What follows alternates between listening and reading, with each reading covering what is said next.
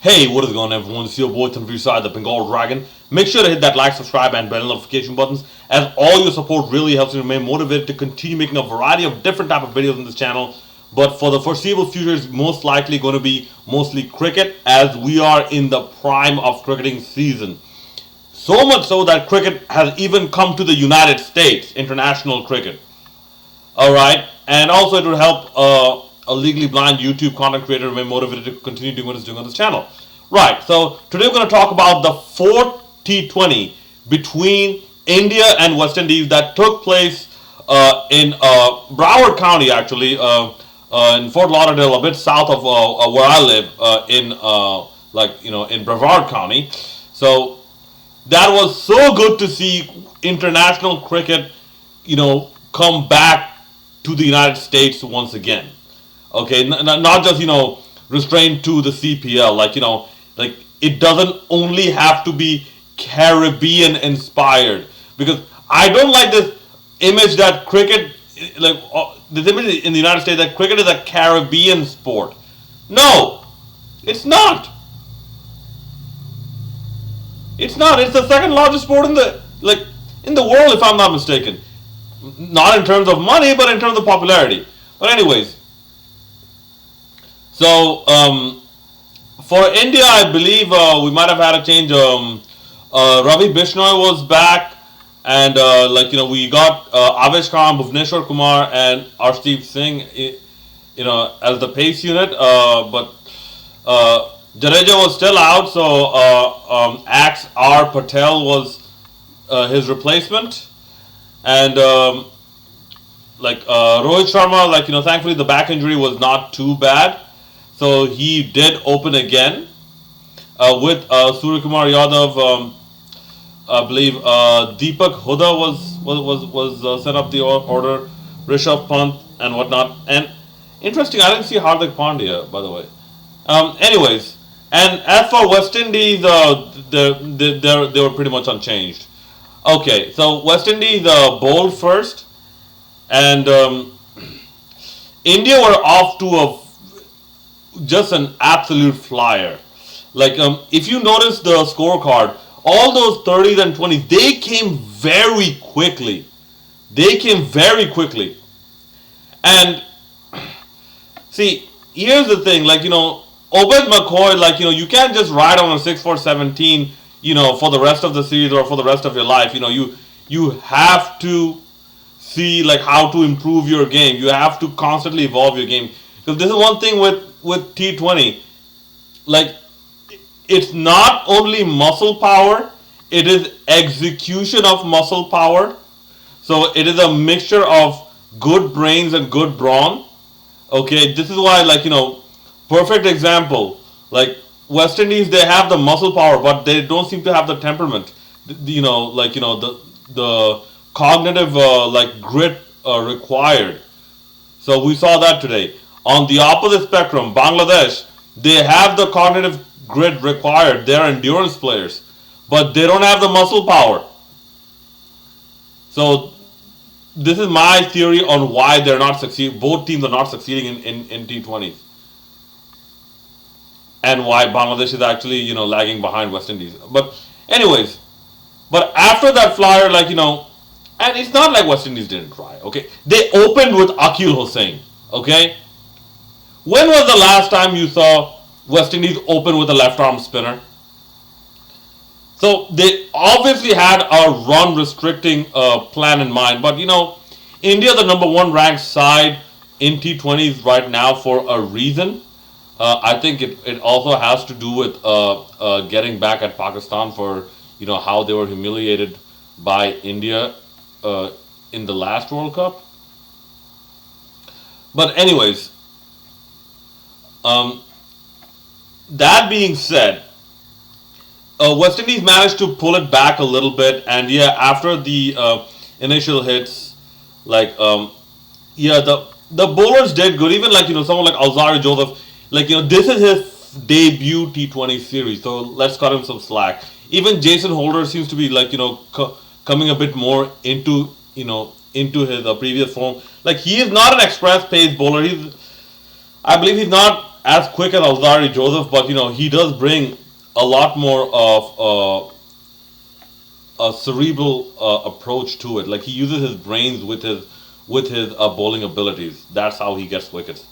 But Obed McCoy, I'm sorry, man. You get 2 wickets, that's good. But you go for 66 runs in 4 overs. Bro, that is unacceptable. That is, I believe, the worst T20 bowling record for West Indies. So the best and the worst are held by the same person. Okay, we're in that situation now. But yeah, still, it wasn't like it's not gettable. It was definitely gettable.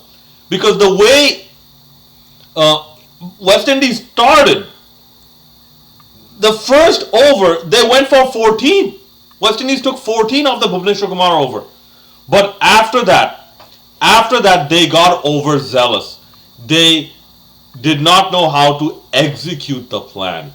And here's why I suggest that their nerves let them down. Weaker nerves cost West Indies. Because even like Nicholas Puran, okay, just look at the way he got out. He got run out. Look at the way he got out. Once again, the nerves. They did not have they were lacking the cognitive grit required.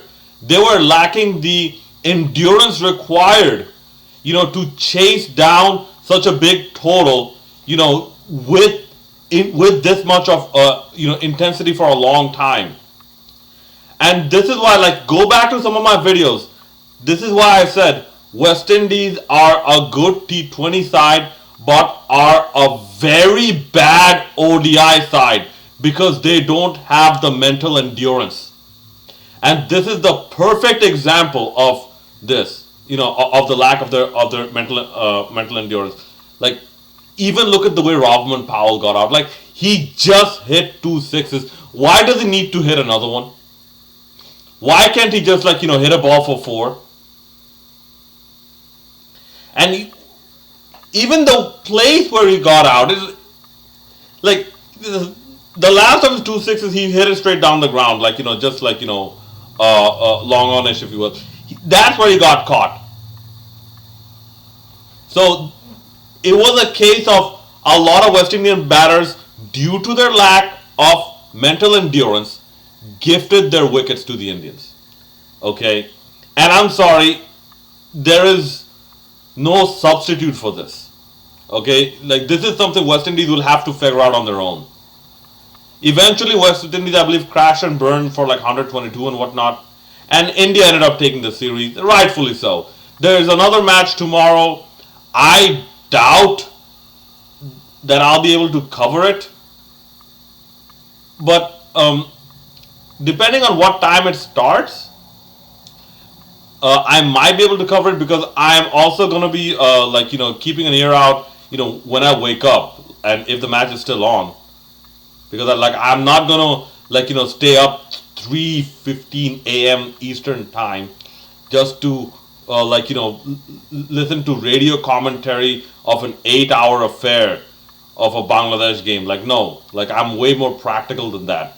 But when I wake up, if the Bangladesh game is still on, I will listen to the rest of that.